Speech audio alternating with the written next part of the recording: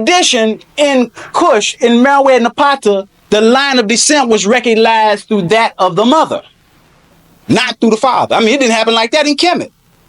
The line was always recognized through the mother, not through the father. Not that the father didn't have a place, but the line was always, that's the African way. The line being recognized through the mother. That was giving props to your mom. We still give props to our mom. Sometimes we don't even know why. But there's a reason for that. It's just like the problem they have with what they say, we speak black English, you know? Of course, how can we speak black English when English ain't even black? You understand? It ain't even black. And that even though we may speak it with an they say that we have a difficult time speaking the language because the way we think, you see, is a little bit different. We don't think like the Anglo-Saxon. We think like the African. So the words come out with the African syntactical form. But the words come out with something like the English words. So it don't come out, so we just take the language and do whatever we feel like to it.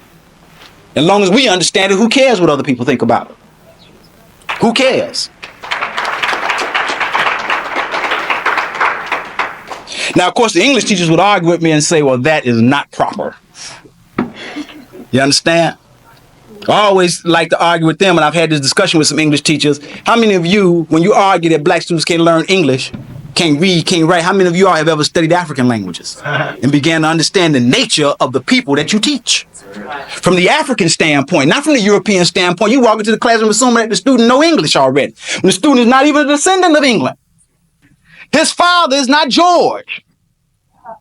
His mother is not Victoria or Elizabeth. But it's perceived that way. So consequently, our students have a problem learning English, and it's going to continue to remain like that until our teachers began to learn the structure of the African language and began to understand how we acquired that language. Language is very powerful because once they begin to understand that, we're going to see some big changes. We're going to see people do better in school. People are able to read and write with no problem. Because those of us who learn how to read and write, we still faking at it.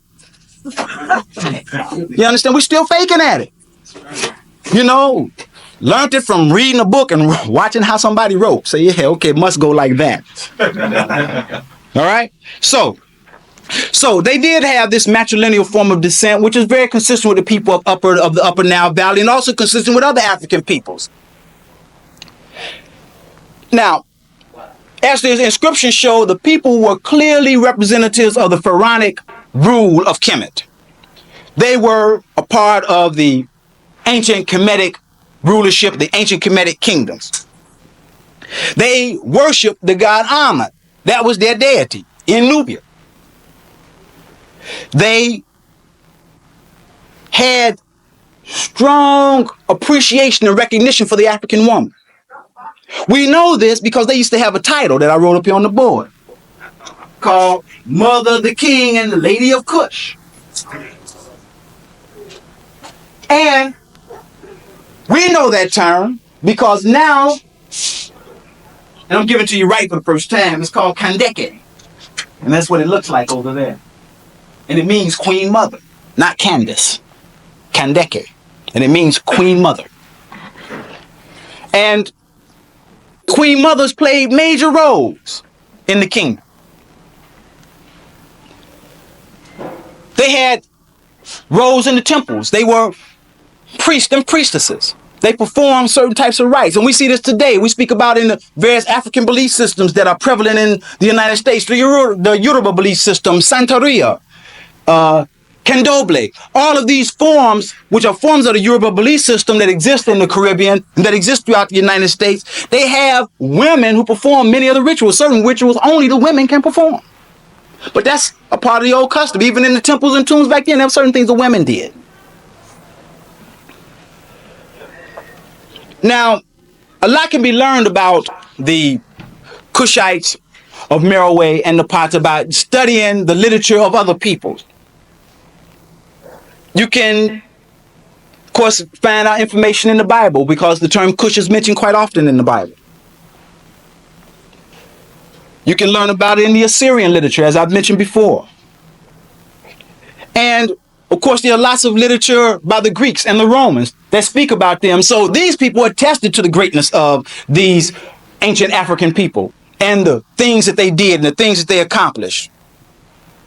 Now, one of the great pharaohs of the Kushite kingdoms was a man by the name of Kashta.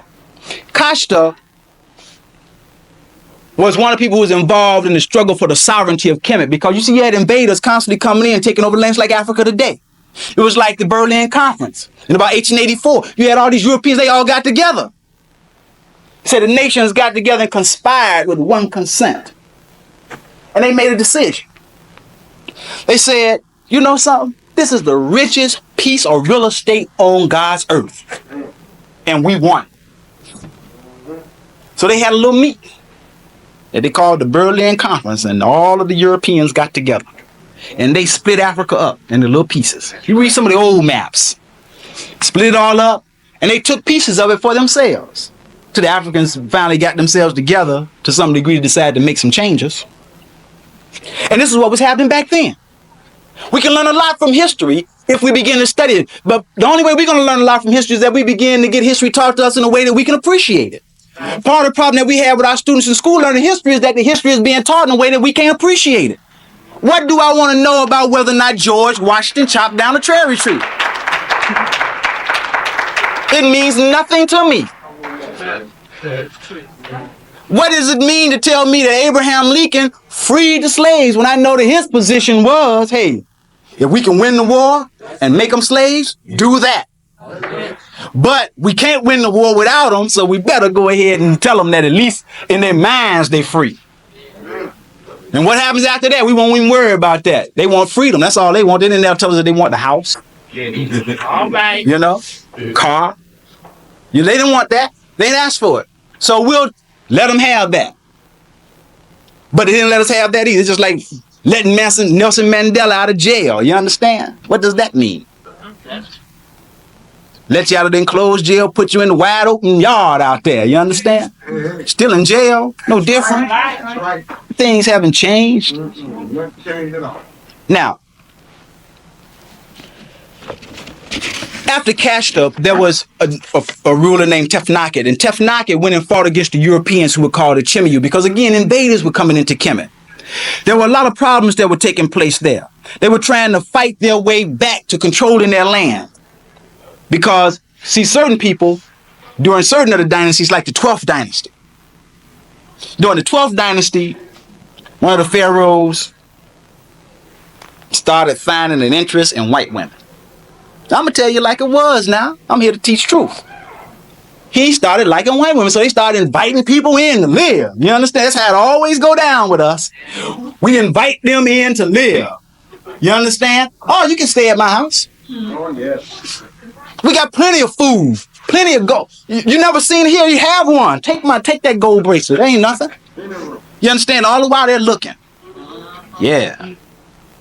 Teaching their children and the children's children. I may not be here to see it, but you will. And I want you to own that gold one day. And eventually, that's what happened. Next thing we knew, the invaders had taken over the land. People who were indigenous to the land didn't own it. That happened to us again. And at some point, we got to stop, look at that and say, how long are we going to allow that to continue to happen? That's right. How long are we going to say, come in, sit down, share my wife with me? You understand? Share my dog with me. And share my food with me. And look up and don't own the wife, the dog, the food, nothing.